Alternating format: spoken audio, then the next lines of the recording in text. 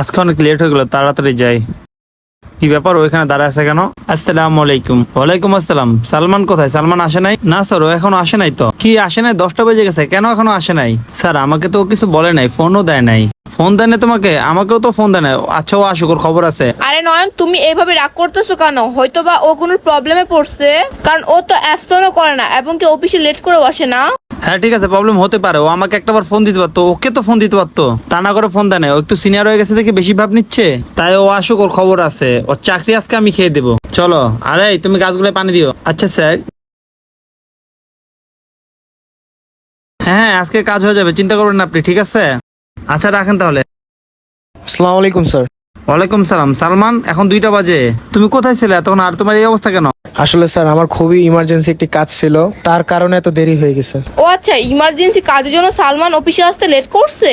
ঠিক আছে, তুমি আমাকে একটা ফোন দিবা না? আচ্ছা, আমাকে ফোন দাও নয়, মারুফকে তো ফোন দিবা তুমি। স্যার মূলত আমার ফোনে চার্জ ছিল না। কি ফোনের চার্জ ছিল না? ভালো তো একটা নাটক সাজালে তুমি। এইসব কথা শুনে তো আমার তালি মারা উচিত, তাই না? স্যার আমি কোনো নাটক করতেছি না, আমি যা বলতেছি সব সত্যি কথাই বলতেছি। হ্যাঁ বুঝতে পারছি। তাহলে তুমি তোমার ফোনে চার্জ দাও না কেন? কি সমস্যা? স্যার আমার ফোন চার্জ দেওয়ার মতো কোনো জায়গা ছিল না। কি ফোন চার্জ করার জায়গা ছিল না মানে? হ্যাঁ স্যার, ফোন চার্জ দেওয়ার মতো কোনো জায়গা ছিল না। কি তাহলে কি ঘরের কারো মোবাইল তুমি চার্জ দাও নাই? তাদের ফোন থেকে তুমি আমাকে একটা ফোন দিতা। স্যার ফোন যে চার্জ দিব, যে ঘরে চার্জ দিব ওই ঘরই তো নাই এখন আমাদের। কি ঘর ছিল না? তাহলে এতক্ষণ কোথায় ছিলে তুমি? স্যার রেল লাইনের পাশে একটু জায়গা ছিল, ওইখানেই শুয়েছিলাম আমি। কি ওইখানে শুয়েছিলে মানে? কেন, কি হয়েছে? স্যার সঠিক বলতে পারি না, কিন্তু অফিস থেকে যখন ফিরছিলাম বাসায় গিয়ে দেখি আমার বউ বাচ্চা রাস্তায় পাশে বসে আছে। আমার ওয়াইফকে যখন জিজ্ঞাসা করি তখন ওয়াইফ বলে যে বাড়িওয়ালা এসে 1 ঘন্টার মধ্যে বাড়ি খালি করার কথা বলে গেছে। কি বল, এটা তো অন্যায়। তুমি কি থানায় কেস করো নাই? জি স্যার, আমি তাকে পুলিশের কথা বলছিলাম, সে বলতেছে তুই যদি পুলিশের কাছে কমপ্লেন করস তাহলে এলাকার পাতি নেতাদের দিয়ে তোদের মার খাওয়াবো এবং তোর বউ বাচ্চারও খবর আছে। আর স্যার কমপ্লেনটা দিয়েই বা কি লাভ বলেন? তাদের ফ্যামিলির অনেকেই পুলিশ। তো পুলিশের কাছে কমপ্লেন দিয়ে আমি মনে করি কোনো কাজই হবে না। কিন্তু রাতে রুম খুঁজছিলাম, বাট কোনো রুমই পাইনি খালি, তাই রাতে রেল লাইনের পাশে বউ বাচ্চা নিয়ে শুয়েছিলাম। আরে সালমান ওর ফ্যামিলি নিয়ে রেল লাইনে ছিল। আর সালমান, তোমার সাথে এত কিছু হলো, তুমি আমাকে একটাবার ফোন দিয়ে বলতে পারতা। স্যার কিভাবে ফোন দিব আপনাকে? তো আমি আগেই বললাম যে আমার ফোনে চার্জ ছিল না। আমি এখানে আসছি, যদি একটু ফোনে চার্জ দিতে পারতাম। আচ্ছা ঠিক আছে, যাই হোক, কতদিন থাকবে এভাবে রেল লাইনে বউ বাচ্চাকে নিয়ে? কি করবো এখন স্যার আপনিই বলেন, মাসের মাঝামাঝি পর্যায়ে চলে আসছে, তাই এখন রুম পাওয়াটা আসলে অনেক টাফ। তাই যতদিন রুম না পাচ্ছি ততদিন রেল লাইনের পাশে বা রাস্তায় রাত কাটাতে হবে। তোমার বাড়িওয়ালা তো খুব অন্যায় করছে, ওনারা তো ক্ষমতার অপব্যবহার করছে। কি বলবো স্যার, আমরা তো গরিব মানুষ, তাই কিছু করার সাহস বা সামর্থ্য দুটোটাই নাই। তাই বলি কি স্যার, শক্তি যার জগৎ তার। বুঝতে পারছেন স্যার আপনি? আচ্ছা ঠিক আছে স্যার, কি আর করার, আমি যে হাফ বেলা অ্যাবসেন্ট করছি ওইটা আমার বেতন থেকে কেটে নিন। আর স্যার আমি কথা দিলাম নেক্সট টাইম থেকে আমি অ্যাবসেন্ট আর করবো না। আসি স্যার।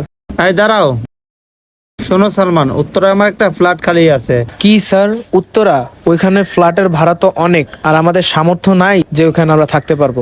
আরে সালমান, তোমাকে ভাড়া নিয়ে টেনশন করতে হবে না, তুমি তো আমার এখানে কাজ করো। তুমি এই ফ্ল্যাটে ফ্রি থাকবা তোমার বউ বাচ্চাকে নিয়ে, ঠিক আছে?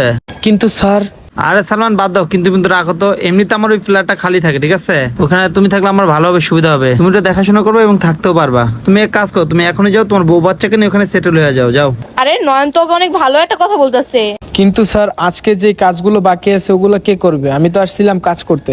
আজকে তোমার ছুটি, আজকে তোমাকে আর কোনো কাজ কাম করতে হবে না। যাও, আগে বউ বাচ্চার খেয়াল রাখো, যাও। অসংখ্য অসংখ্য ধন্যবাদ স্যার, আপনি আমার এত বড় একটা উপকার করার জন্য। আরে পাগল, ধন্যবাদের কিছু না, এটা তো আমার কর্তব্য ছিল। যাও, এখন দাঁড়ানো থেকে তোমার বউ বাচ্চাকে নিয়ে এখন ওখানে যাও। যাও তো।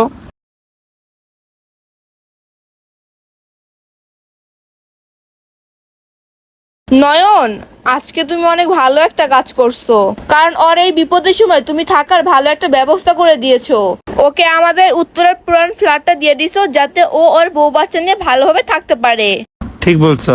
বন্ধুরা, এই সমাজে অনেক গরিব মানুষের রুম ভাড়া দিতে পারে না, তার জন্য তাদের সাথে কেউ খারাপ ব্যবহার করবে না। এই ভিডিওটা যদি ভালো লেগে থাকে অবশ্যই টাইমলাইনে পাঠিয়ে দেবেন। ধন্যবাদ সবাইকে ভিডিও দেখার জন্য। নতুন কেউ থাকলে অবশ্যই আমাদের পাশে থাকবে। লাইক শেয়ার কমেন্টস করতে ভুলবেন না।